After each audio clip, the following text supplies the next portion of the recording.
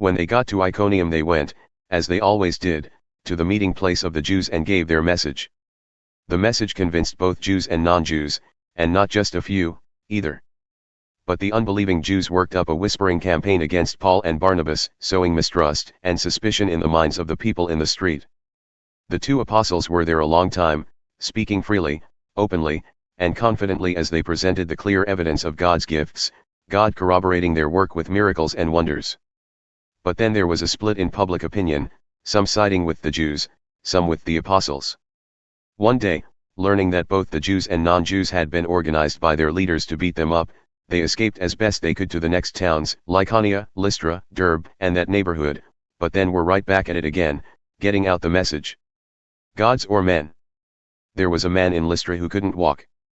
He sat there, crippled since the day of his birth. He heard Paul talking, and Paul, looking him in the eye, saw that he was ripe for God's work, ready to believe. So he said, loud enough for everyone to hear, "Up on your feet."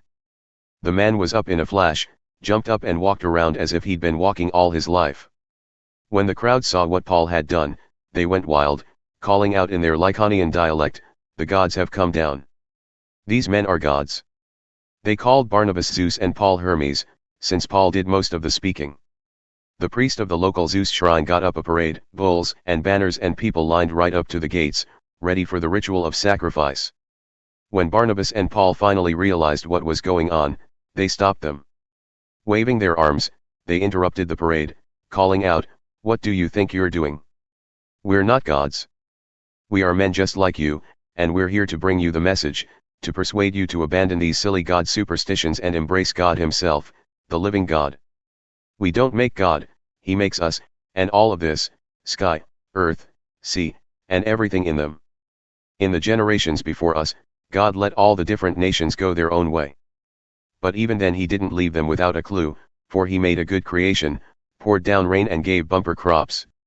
When your bellies were full and your hearts happy, there was evidence of good beyond your doing." Talking fast and hard like this, they prevented them from carrying out the sacrifice that would have honored them as gods, but just barely. Then some Jews from Antioch and Iconium caught up with them and turned the fickle crowd against them.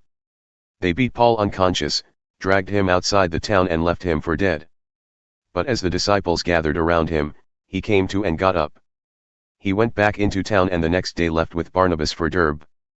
Plenty of hard times. After proclaiming the message in Derbe and establishing a strong core of disciples, they retraced their steps to Lystra, then Iconium, and then Antioch, putting grit in the lives of the disciples, urging them to stick with what they had begun to believe and not quit.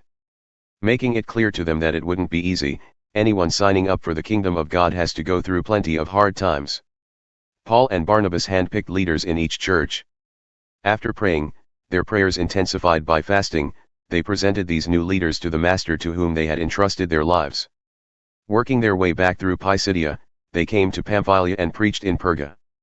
Finally, they made it to Attalia and caught a ship back to Antioch, where it had all started, launched by God's grace and now safely home by God's grace. A good piece of work. On arrival, they got the church together and reported on their trip, telling in detail how God had used them to throw the door of faith wide open so people of all nations could come streaming in. Then they settled down for a long, leisurely visit with the disciples.